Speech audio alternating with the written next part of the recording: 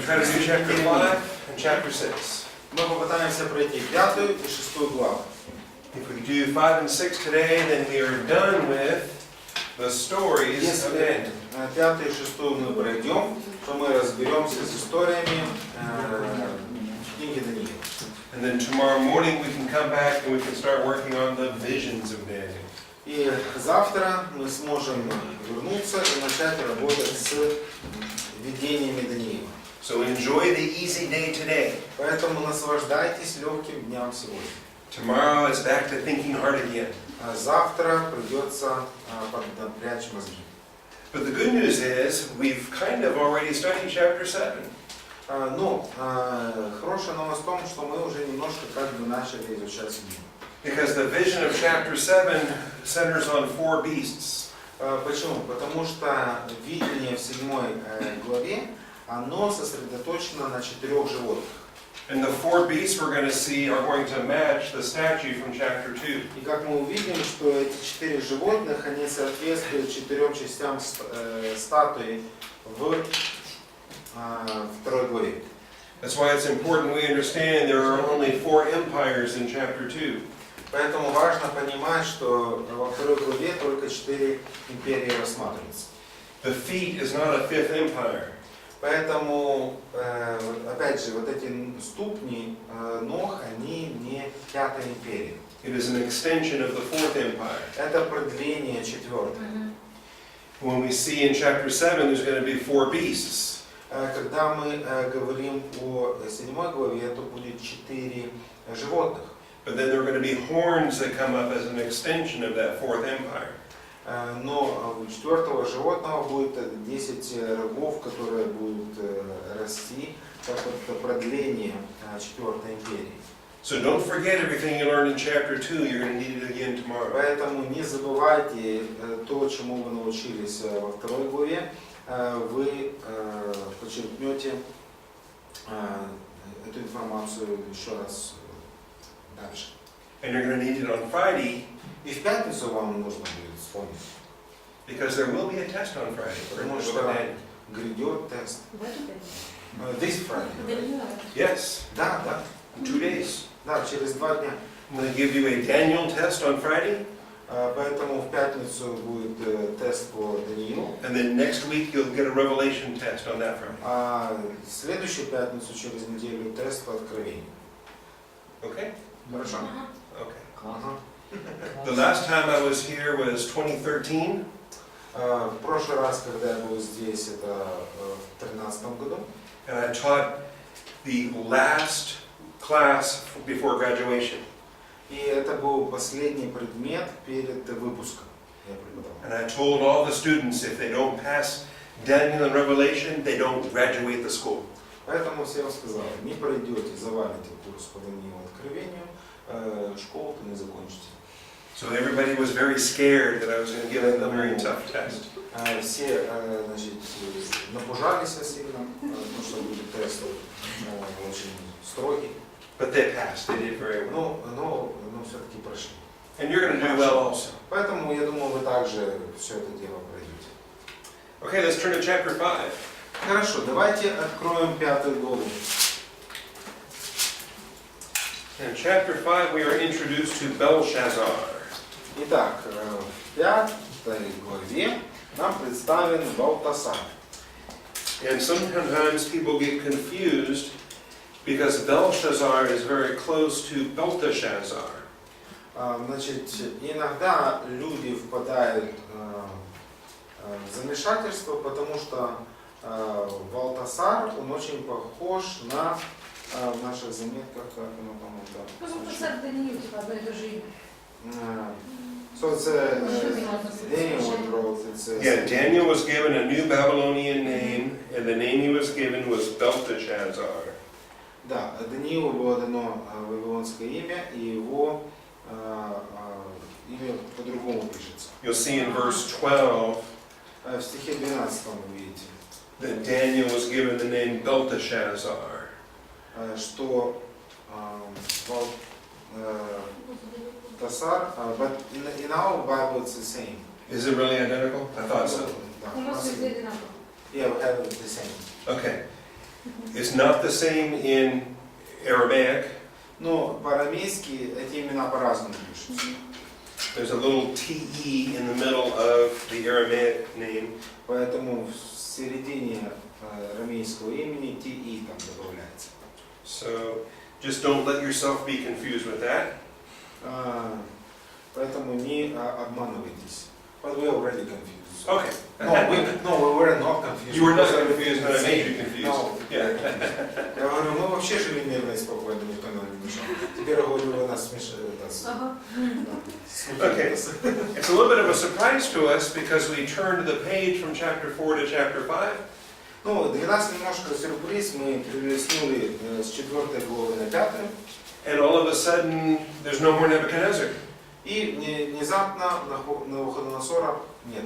And we turn to chapter 5 and there's a new king named Belshazzar. Перелистнули главу, и вот тена новый царь, Валтасар. So I've given you some notes about this in your outline. Поэтому в вашем плане предоставлены заметки по этому поводу, что же там произошло. Nebuchadnezzar died in 562 after ruling for 43 years. После правления 43-летнего Навуходоносор умер в 562. And then after that, the history of Babylonia was pretty bad. И после его смерти история Вавилонского царства So it была says, печальной. in subpoint B there it says, the ensuing years of Babylonian history until its overthrow by Cyrus in 539 were marked by progressive deterioration, intrigue, and murder. Поэтому пункт Б, 1Б. Последующие годы Вавилонской истории до окончательного падения государства в 539, когда пришел царь Кир, были отмечены прогрессирующими процессами распада, интриг и убийств. А Навуходоносора второго его убили или он сам умер? So the second Nebuchadnezzar, he was killed or assassinated or he was died in natural. He died old age, yeah. Да, он в старости, в летах отошел в мир. And his son, Evil-Merodach, took his place. Его сын Нериглисар, он занял его место. And he only reigned for 2 years. И он правил всего лишь 2 года. He's not featured in the book of Daniel anywhere, but he is in 2 Kings and Jeremiah. Значит, о нем не говорится нигде в Даниила, но во второй книге Царств и Иеремии упоминается. He was murdered by his own brother-in-law. Значит, был убит с этим самым. That's subpoint 2. His name is Neriglissar. Ниграл. Neriglissar. Yeah. Нериглисар. Самое популярное имя. Кого будут дети So you выбирать. gotta watch out who your sister marries. Да, поэтому нужно знать, за кого твоя сестра выходит. Okay. А мне надо на тестах эти имена знать? Should we know on the test these names? No. Just the name of the kids. It's only for you. It doesn't matter. Да, это только для вас. Я уже думаю, что всех детей было. Neriglissar is called Nergal-Sharezer in Jeremiah chapter 39. В Иеремии 39 главе он назван Нигерал Шарецер. So he is known to Scripture, he's just not featured in the book of Daniel. Поэтому снова же на страницах Даниила он не появляется. Point 3, we move on then to another guy, Lebashi Marduk. Потом еще один товарищ, пункт 3, молодой сын Лебаши Мардук. He only ruled for 2 months before he was assassinated and followed by Nabonidus. Который правил всего лишь 2 месяца, и его убил Набонид. Now Nabonidus will rule for 17 years. Но Набонид, он умудрился править в течение 17 лет. He rules the longest after Nebuchadnezzar because mostly he stays out of town. Значит, и он правил дольше всего после своего праотца, поскольку часто находился вне города. Любил лишь путешествовать, он был такой He перебежчик. loves to travel, right? Yes, and he loves to stay away from assassination. Ну да, ему не нравились все эти интриги, что можно умереть завтра, только поэтому решили побегу. In 3b, we learn about his mother. Мы узнаем о его матери. His mother was a high priestess of the moon god at Haran. Она была верховной жрицей бога Луны в Харане. So Nabonidus became very religious to help build moon goddess temples. Поэтому, вероятно, он был весьма также религиозен и, наверное, строил храмы, посвященные Луне. And so in point 4, we finally understand who Belshazzar is. И в 4-м уже пункте мы наконец-то понимаем, кто такой Валтасар. Belshazzar was his oldest son and he was appointed to be a co-regent. Поэтому Валтасар был старшим сыном, и отец назначил его своим соправителем. Do you know what a co-regent is? Do you understand what a Знаете, что такое co-regent is? соправитель? Или что? Вместе правят. They rule together. They rule together, yeah. Да. You let your son kind of become a part-time king and rule with you. То есть позволяешь сыну быть на полставки царем работать, значит, и править с ним. It's kind of nice because it gives your son some experience. Ну, своего рода это хорошо, сын приобретает некоторый опыт. It also kind of keeps him from wanting to assassinate you too early.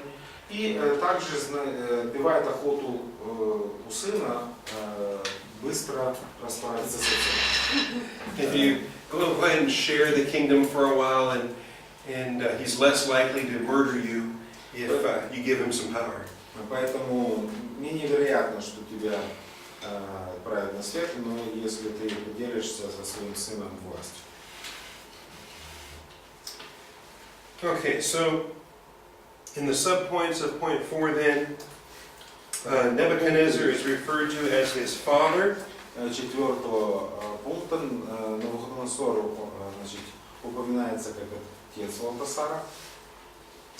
Several times in this chapter, Nebuchadnezzar is called his father. То есть несколько раз в этой главе Навуходоносор назван его отцом. And usually that's thought of as being an idiomatic use of the Aramaic term. И в данном случае речь не идет о буквальном таком значении, а о идиоме, которая обозначает. In other words, because he was a predecessor as a king, Что он является потомком, он является наследником царственного рода. sometimes the idiom could be between father and son, from king to king. Поэтому вот эта идиома, она могла использоваться от отца к сыну, как от царя к царю. But it's probably also literal in the sense that his mother was Nebuchadnezzar's daughter. Но возможно также и буквальное значение, если его мать была дочерью Навуходоносора. Okay.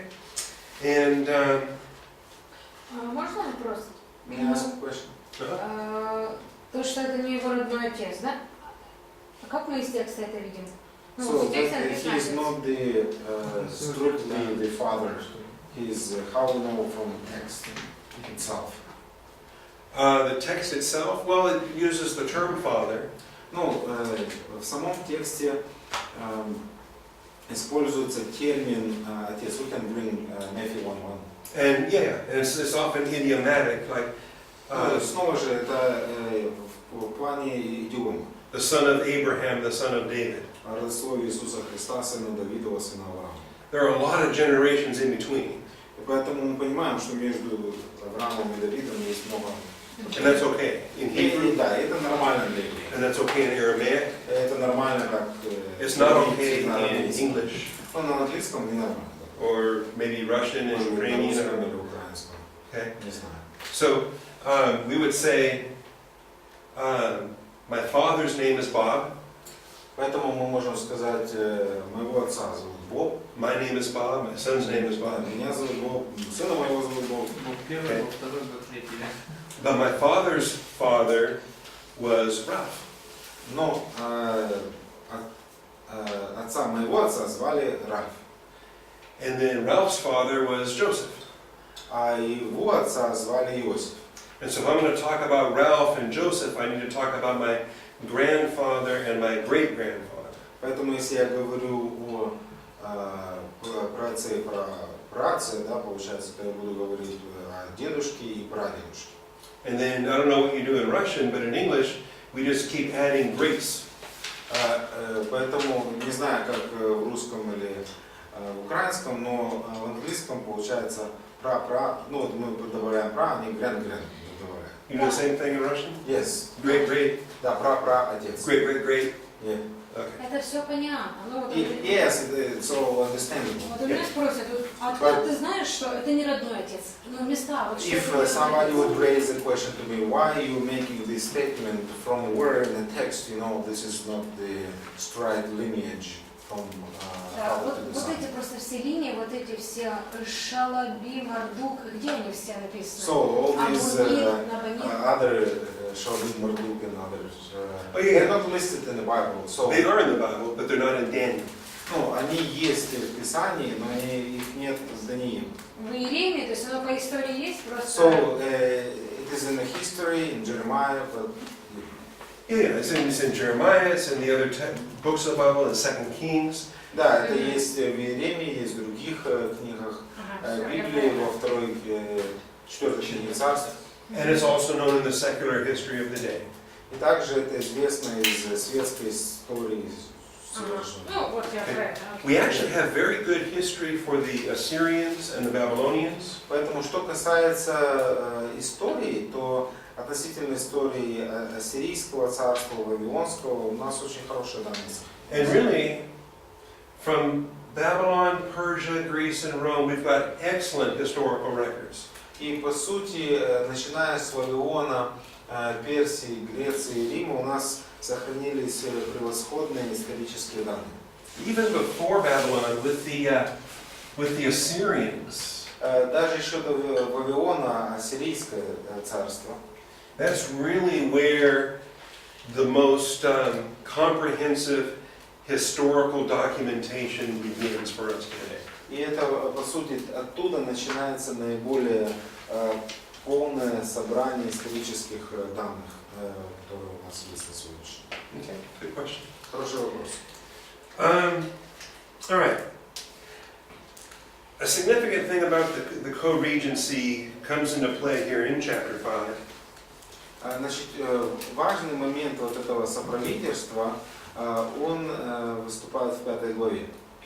Because when the writing on the wall appears, Daniel is going to be offered a reward. Почему? Потому что когда вот эта надпись на стене появляется, то Даниилу должны дать награду.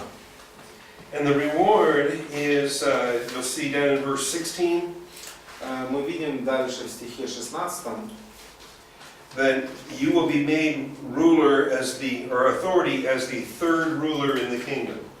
мы видим, что будешь третьим властелином в царстве. Видите эту фразу в конце 16 стиха? 5:16.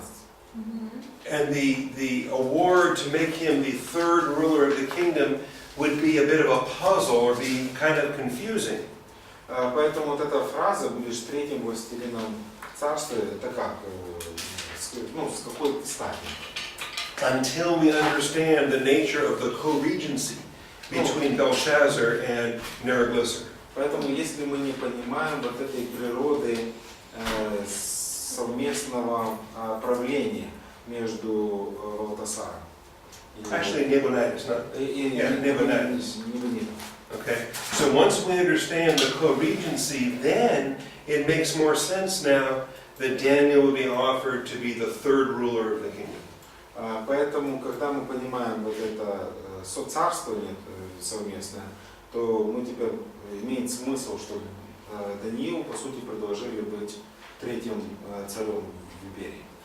And this is a great example of why in our Bible studies it's important that we know the history and the language and the culture of the nations that we're studying. И это очень важный пример в нашем изучении Писания, чтобы мы знали и понимали историю, культуру, язык того народа, текст, который мы изучаем. Okay, let's read verses 1 through 4. Давайте прочитаем стихи с 1 по 4. Chapter 5. Yes. 5 глава с 1 по 4. Прочитайте, пожалуйста. Цар Валтасар справив велике прийняття для тисячі своїх вельмож, і на очах тієї тисячі пив вино.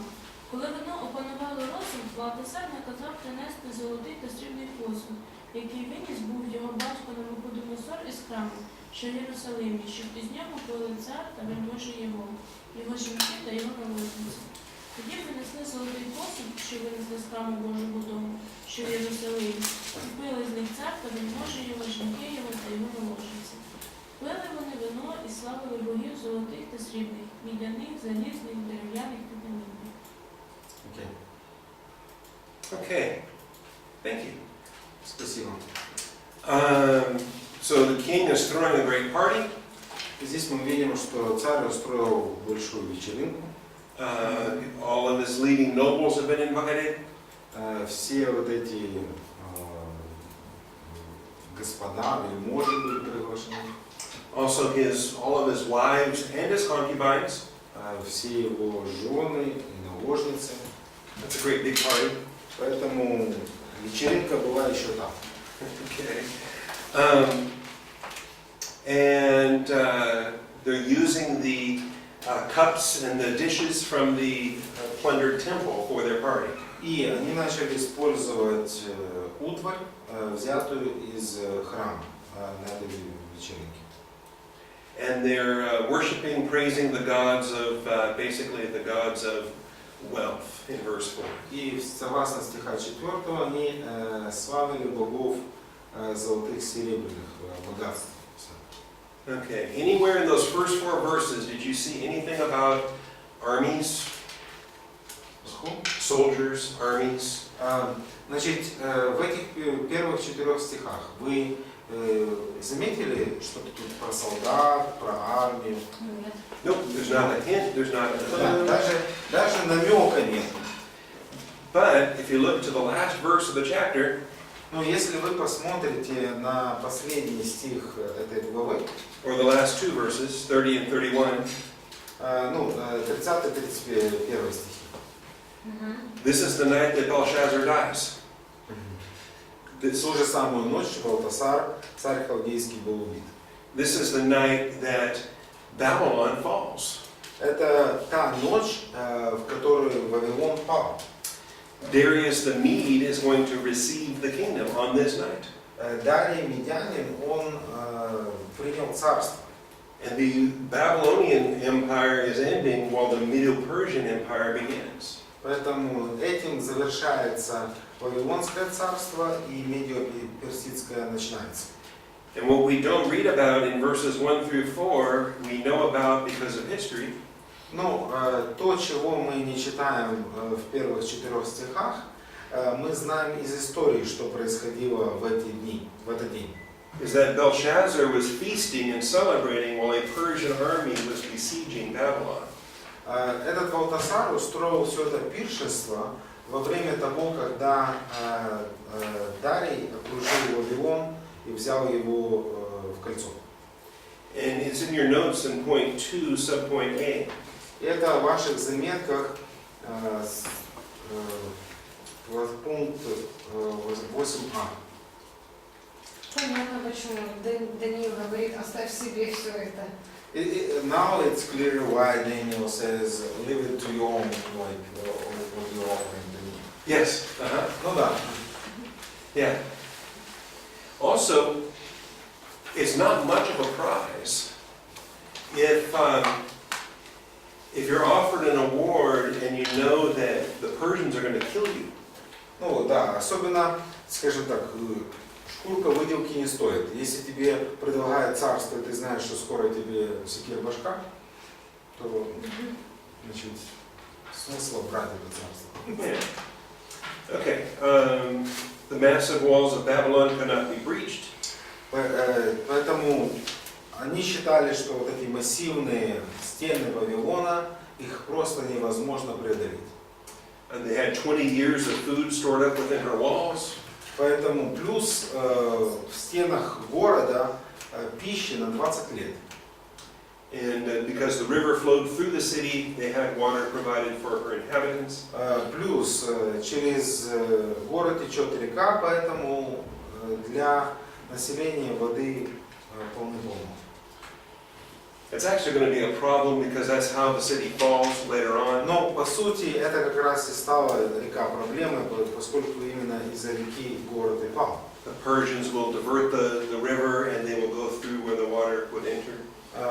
Почему? Потому что персы, они перенаправили устье реки и зашли в город по каналу. But anyway, that's the history and the background for how this chapter begins. Но это вот история и, скажем, окружение того, как это все начинается. And do you think the holy God of Israel is happy about his temple items being abused? Поэтому мы думаем, радовался ли Бог относительно того, когда его храмовая утварь над ней так издевается.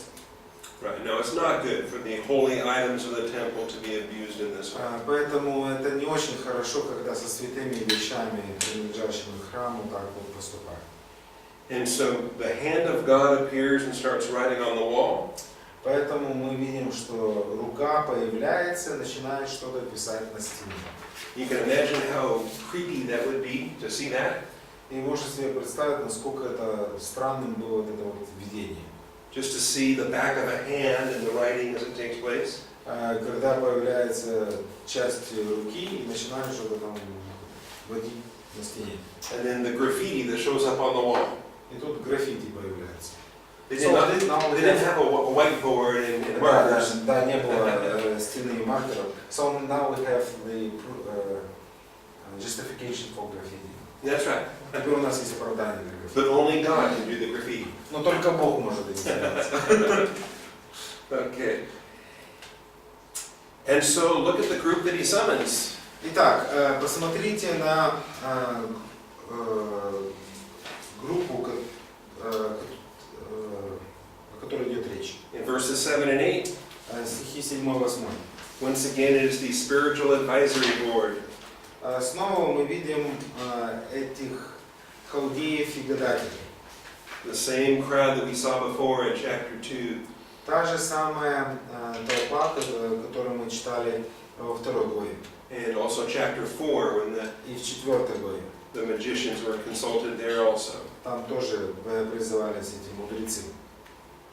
And he promises, any man who can read the inscription and explain shall be clothed with purple, have a necklace of gold about his neck, and have authority as third ruler in the kingdom.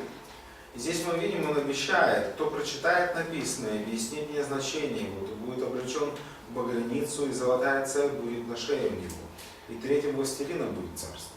So it's not actually a promise to Daniel, it's a promise to whoever can read this. Поэтому, по сути, это обещание не Даниилу, а всякому, кто может это прочитать. But none of the king's wise men could read it. Но никто из мудрецов, царя не мог это сделать. Now this is interesting. We don't know what alphabet was used. Но интересно, что мы с вами не знаем, какой алфавит использовался для написания этих слов.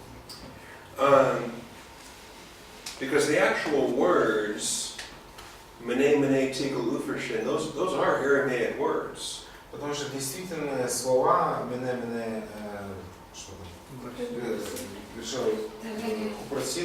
это арамейские слова. And so, in point 9, I gave you some ideas here. Поэтому в 9 пункте у вас есть несколько тут идей.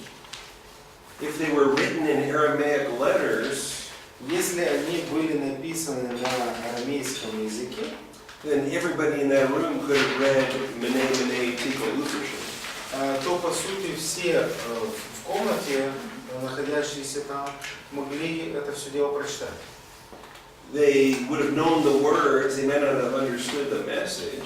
Ну, может быть, они знали слова, но не могли понять вести. But at least they would have understood that the words meant numbered, weighed, and divided. Поэтому, ну, по крайней мере, они бы могли понять, что исчислен, взвешен, разделен. That's why I think, and many scholars think, that the words were written in an unusual script or with an unknown alphabet. Поэтому я и многие другие комментаторы они считают, что данное слово было написано необычным шрифтом или неизвестным всем людям алфавитом. It's kind of like when I come to Ukraine and I see the Cyrillic alphabet that you use. Ну, знаете, для меня, вот я приехал на Украину и вижу кириллический алфавит. And you've got some letters that are different from the letters I'm comfortable with.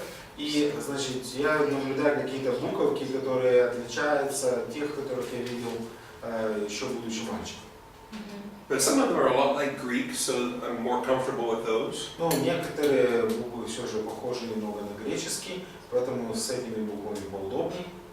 And my suspicion is this is what the writing on the wall was like in an unknown alphabet. Поэтому мое где-то вот подозрение, что вот эта надпись на стене, она была вот написана вот на неизвестным таким вот шрифтом. But once Daniel reads them in the Aramaic words, the wise men undoubtedly could verify his reading.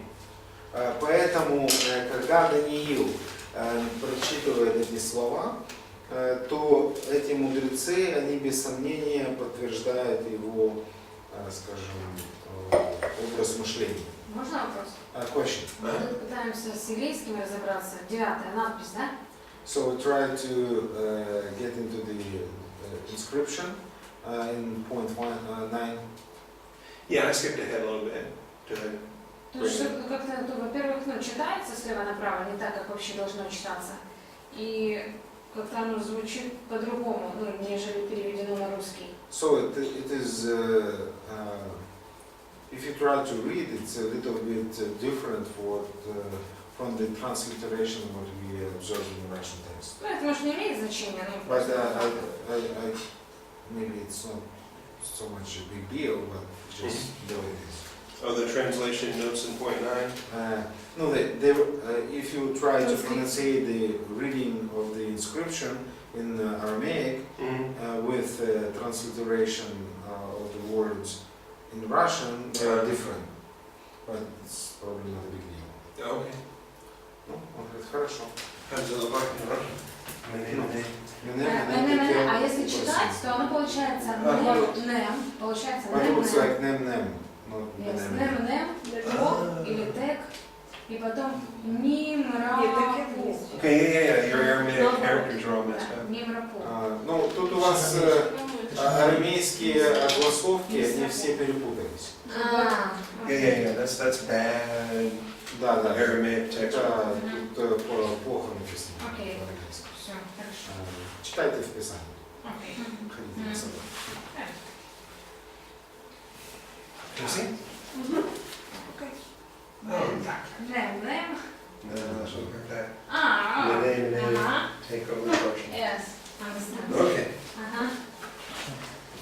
I will see if maybe Nina can fix that for the next class. Да, может быть, Нина исправит это дело на следующий предмет, когда будем проходить. Okay, we're going to talk about the Queen. Итак, мы с вами поговорим о Queen. царице. Yeah.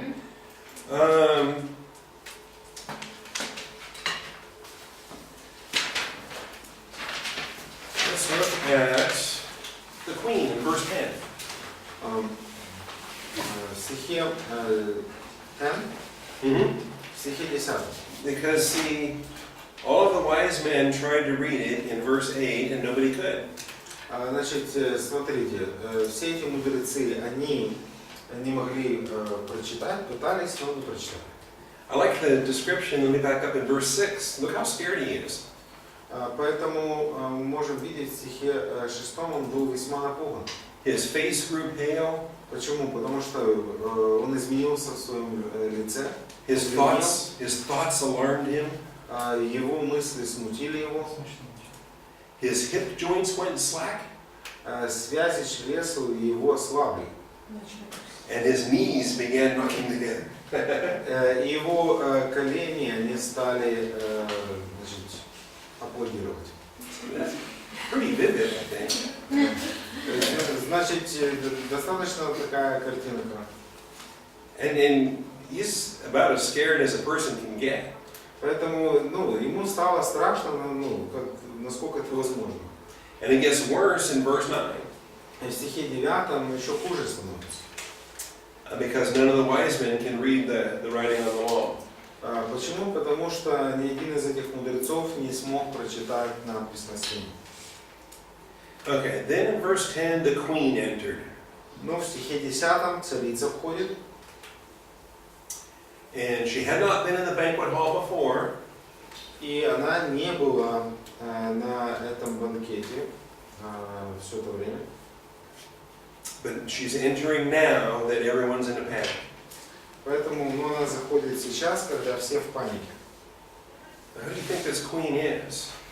И поэтому хочется узнать, что это за царица такая. Because the wives and the concubines are already in there. Почему? Потому что он же устроил для жены своих наложниц. You know how wives and concubines work? You've studied that before?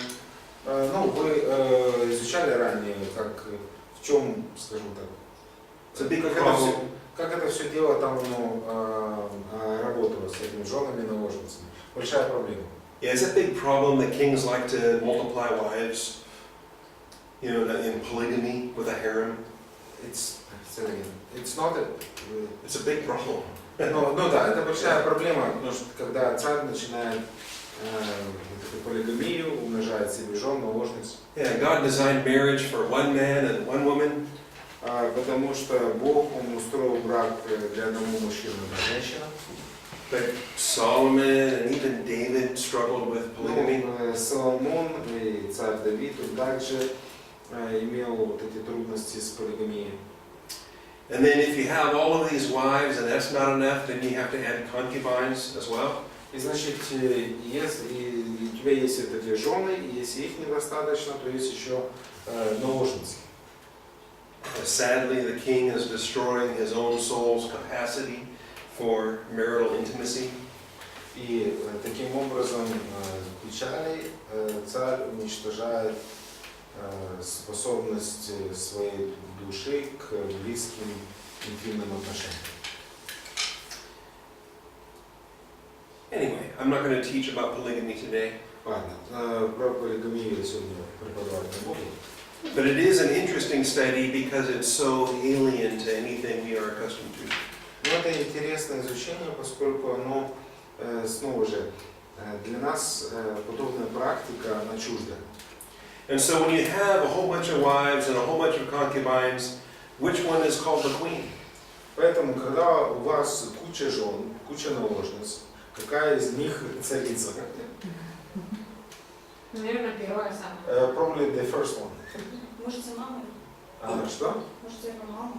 Maybe mother. Ah, that's right. It is the queen mother, or maybe the queen grandmother. Да, возможно, мама или бабушка.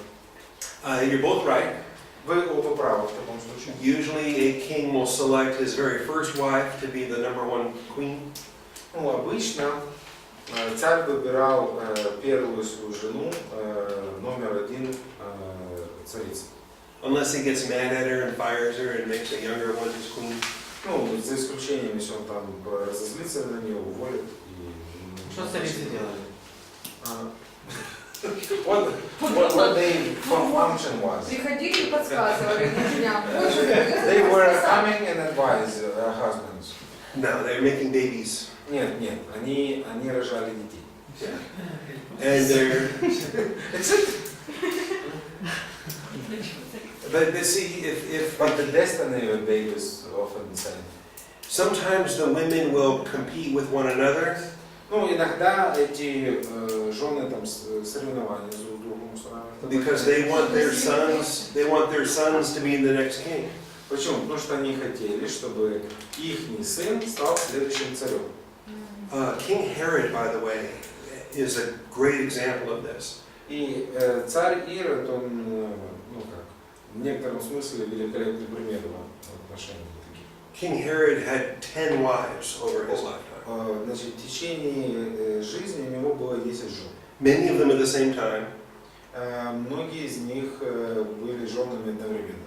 And he would grow suspicious of his wives and their conspiracies with their sons. Поэтому он слишком подозрительно смотрел на вот этих жен и ихнюю там вот эту конспирацию относительно сыновей. So he killed them. Поэтому он решал просто убивать всех и все. Killed the wives, killed the sons. Ну, чтобы никто не знал его, он повелевал убивать жен и сыновей. And say, okay, and he would point to the new sons and say, you're now the new heirs. И потом он говорил другим сыновьям, ну вот, теперь вы мои будущие наследники. And that lasted until he started to get suspicious of the new ones also. Но через некоторое время он стал подозрительно смотреть на этих сыновей. Herod was very paranoid over his wives. Поэтому относительно своих жен он был параноидален. And there was a saying that better to be a pig of the Herod than the son. И даже поговорка, ну, в то время ходила в греческом языке, свинья и сын, они созвучные слова, и было такое утверждение, что лучше быть свиньей Ирода, нежели его сыном. Ага, да, это говорил кто? Цезарь. Не. Те, мы по археологии изучали, вот то, что да, один из... То есть я не вру. Не спрашиваю. Один из... She said, this is that guy who was saying that. I said, so I'm not lying. He said, yes. Тетрарх или тетраграф какой-то? Тетрарх. Okay. I do think that this was the queen mother or the queen grandmother. Поэтому я больше склонен рассматривать, что это или бабушка, или мама царя. And this is point 5 in your notes. Это пункт 5 ваших заметок. She was undoubtedly older and remembered the events of Nebuchadnezzar's reign. Поэтому, вероятнее всего, она была старше, поэтому она помнила события, которые происходили в дни Навуходоносора. In verse 11, she's talking about the days of King Nebuchadnezzar as if she remembered them herself. Say it again, please. She speaks of Nebuchadnezzar's kingdom and as if she was there and she remembered. Поэтому она говорит о царстве Навуходоносора, как будто она там была. She even remembers Daniel's original Hebrew name before he was renamed Belteshazzar. И также она помнит первоначальное имя Даниила после того, когда он его переименовал Валтасара. And she encourages this young king to bring Daniel into his presence. И поэтому она ободряет этого молодого царя, чтобы тот привел Даниила в свое присутствие. It is kind of interesting how semi-retired Daniel had become. Значит, это интересно, что где-то вот Даниил он уже как бы на пенсию уже ушел. With all of the assassinations and intrigue and the chaos of these years, Daniel was evidently off in a retirement somewhere. Поэтому со всеми этими убийствами, заговорами и тому подобное, Даниил как-то отошел, ну, на второй план и на каком-то этапе ушел на пенсию. But he's still inside the city because the city's under siege. Значит, но он остается еще в городе, и город находится в окружении. I expect that the king and the conjurers probably thought he was just some crazy old man. Поэтому я думаю, что царь его там придворные, они думали, так, какой-то сумасшедший. Until the queen mother comes in and says, we need that crazy old man. Пока не заходит царица и не говорит, нам нужен этот старик сумасшедший. Okay, so the king says, okay, good idea, bring him in. Поэтому царь говорит, хорошо, приведите его. And verses 13 through 16. И стихи с 14 по 16. He says, I've heard about you. Он говорит, я слышал о тебе.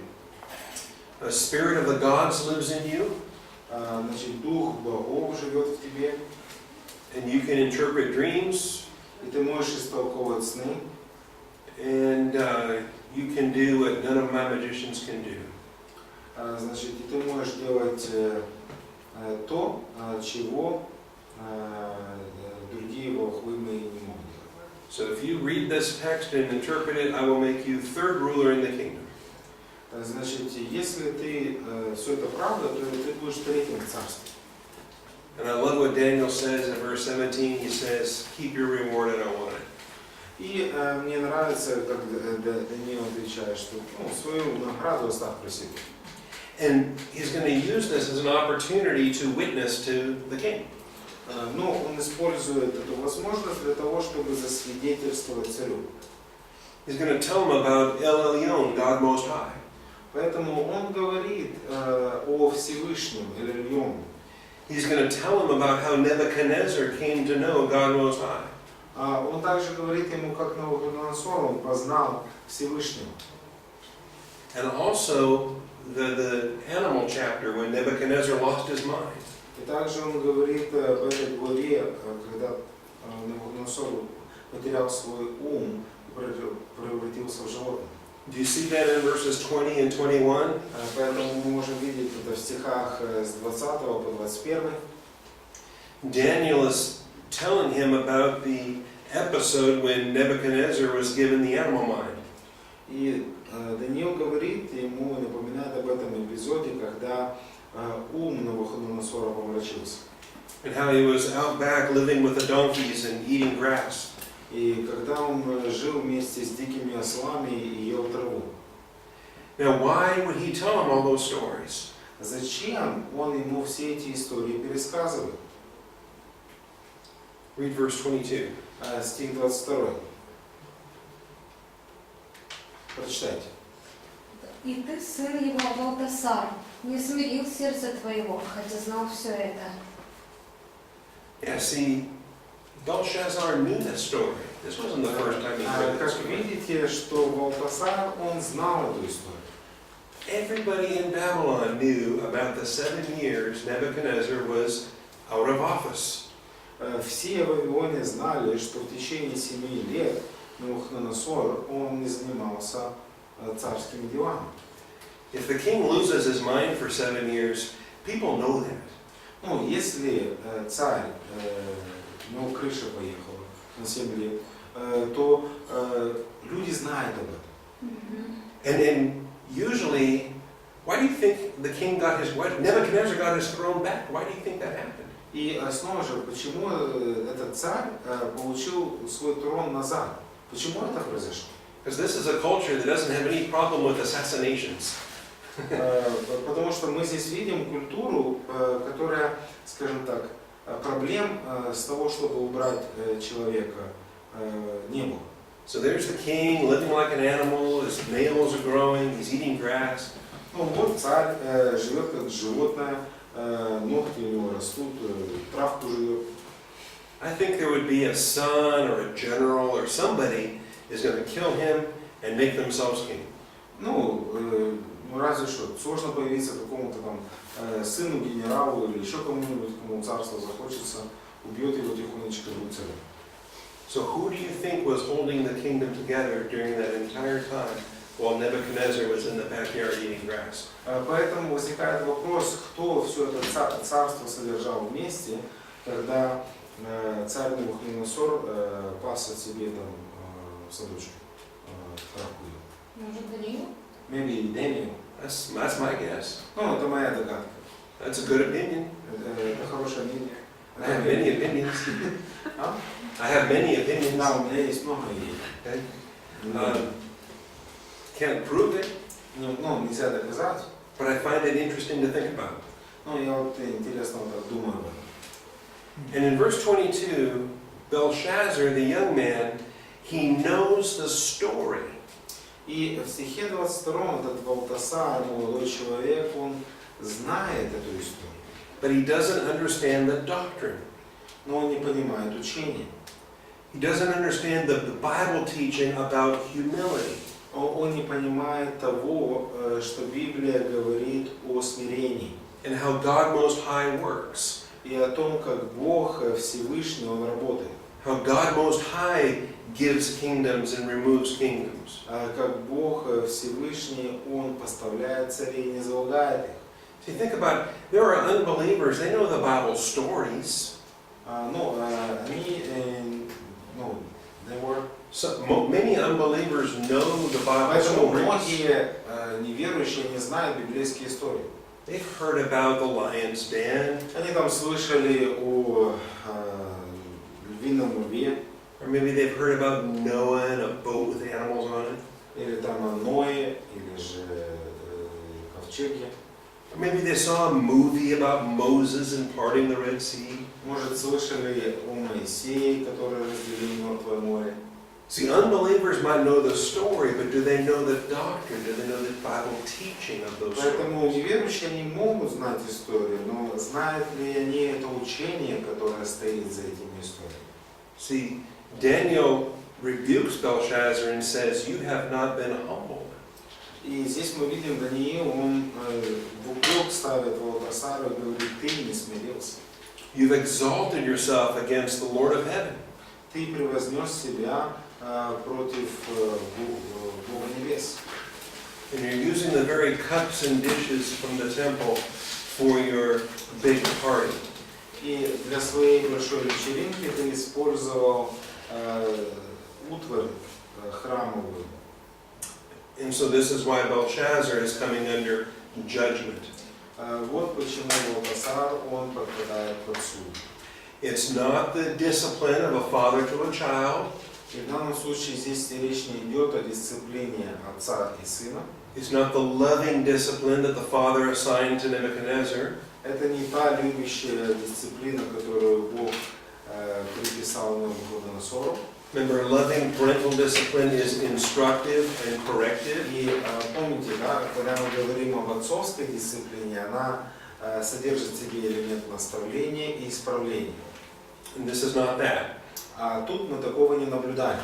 This is judgment and wrath upon an unbeliever. Поэтому здесь мы наблюдаем суд и гнев на верующего человека.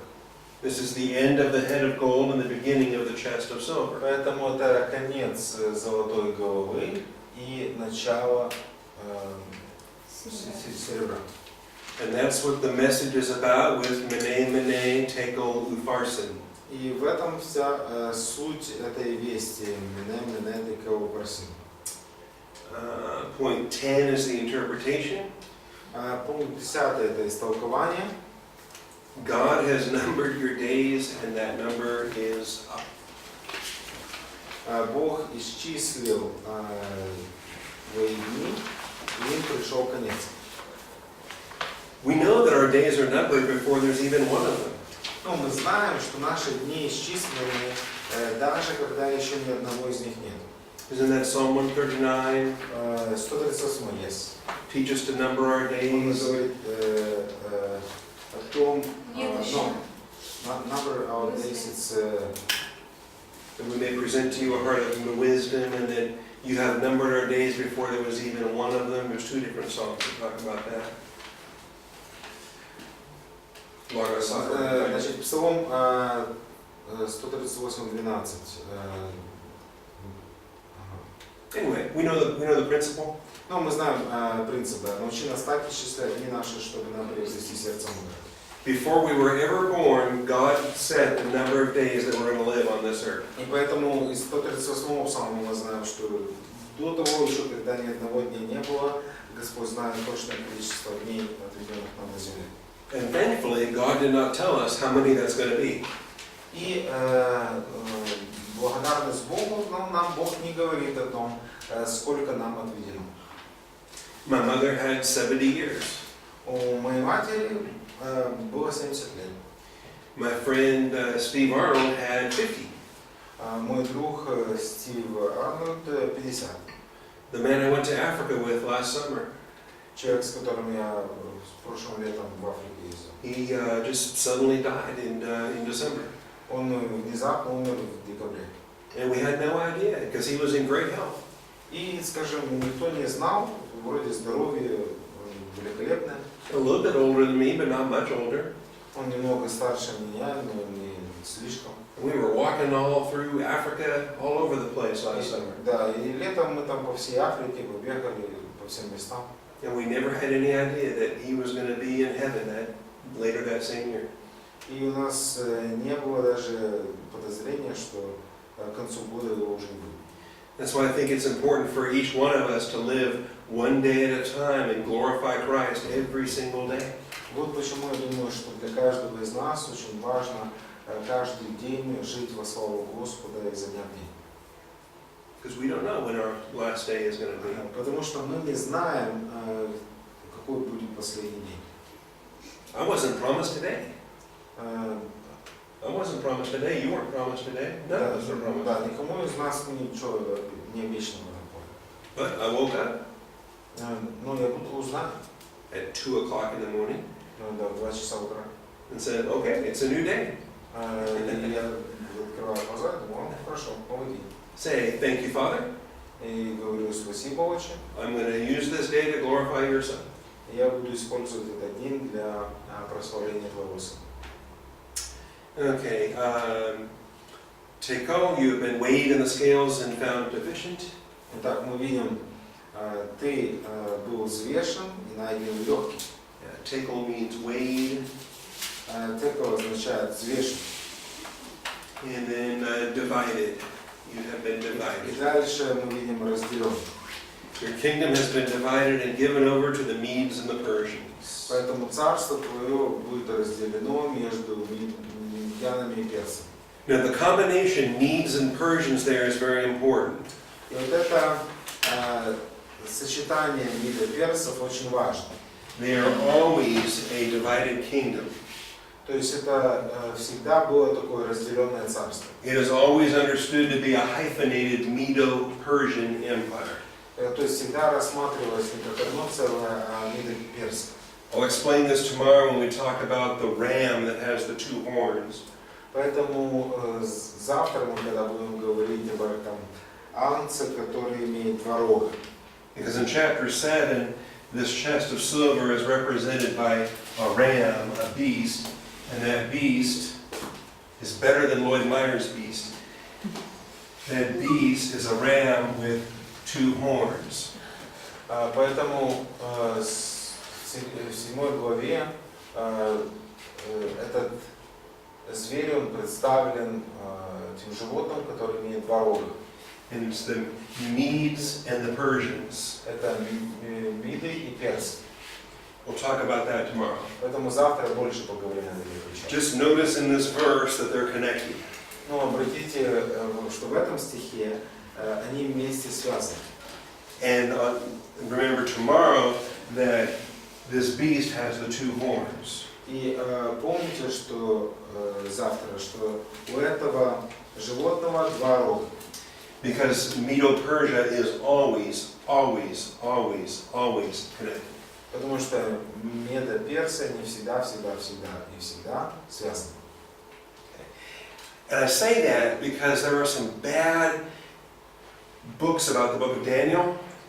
Почему я все это говорю? Потому что есть очень много плохих книг, написанных относительно книги Даниила. And they try to make gold, silver, bronze, iron to be Babylon, Medio, Persia, Greece. И они пытаются вот этого истукана сделать так, что Вавилон, потом Медийское царство, потом Персидское царство, потом Греческое царство. And there's no Rome at all in that view. И в этом взгляде никакого Рима нет. Although sometimes they try to make Rome the feet. Ну, иногда они пытаются ступнями Рима сделать. Okay? And it's a terrible understanding of this statue. И это неправильное понимание данной статуи. And it fails to connect the statue to the beasts that we have in chapter 7. И поэтому потом сложно эту статью согласовать с этими животными в 7 главе. And so I simply highlight verse 28 and the connection given over to the Medes and the Persians. Поэтому я хочу подчеркнуть эту связь, что оно будет передано Медо-Персидскому царству. When Babylon falls, it doesn't fall to the Medes all by themselves. Поэтому, когда Вавилон пал, он не достался только медийцам. And the Medes don't fall to the Persians all by themselves. И медийцы, они не пали и потом прошли к Персии. The Medes and the Persians together destroy Babylon. Медийцы и персидцы, они вместе разрушили Вавилон. And the Medes and the Persians together are conquered by Greece. И они вместе были завоеваны Грецией. And this is given to us in chapter 7 and in chapter 8. И об этом идет речь в 7 и 8 главах. Very precisely in chapter 8. И очень подробно все описывается в 8 главе. So stay tuned and we'll see that tomorrow. Поэтому дождитесь, завтра мы увидим. Okay, we're almost done. Фраза вышла из... Points 12 and 13 in your notes, Оставайтесь с нами, or 11, 12, 13. Belshazzar does promote Daniel to be third ruler of Babylon. 11, 12, 13 пункты. Валтасар продвинул Даниила на пост третьего правителя. He gets the robe and the necklace. Он получил царственную одежду и золотую цепь. But this is the night that Babylon falls. Но в ту же самую ночь Вавилон пал. History records it as October 12th, 539 BC. И история запечатлела это 12 октября 539 года. Or Tishri the 16th, but it's not given in this. 16 Тишри, ну, для нас получается. But then we're told that Darius the Mede became king. He was made king, and that's kind of significant. Darius the Mede, I'm sorry, verse 31 of this chapter, Darius the Mede received the kingdom. Ну, интересно заметить, что в этой главе 5:31 написано, что медийский царь Дарий стал царем. In 5:31 it says he received the kingdom. Ну, в 5:31 написано, что он получил царство. And in 9:1 it says that he was made king. Ну, в 9:1 мы видим о том, что он был поставлен царем. In the first year of Darius, the son of Ahasuerus of Median descent, who was made king over the kingdom of the Chaldeans. Первый год Дария, сына Асурова, из рода Медийского, который поставлен был царем над царством Халдейским. And so we understand that he was appointed to rule over the conquered Babylonian people. Поэтому мы понимаем это, что его поставили править над завоеванным вавилонским народом. And as an appointed king, he's going to serve at the pleasure of King Cyrus. Поэтому, будучи поставленным над этим царем, он должен был служить в угоду царю Киеву. So we'll have more to say about that when we come back from our break. Поэтому об этом мы поговорим чуточку позже, после перерыва. Оставайтесь с нами. Take 10 minutes and we'll come back for chapter 6. 10 минут.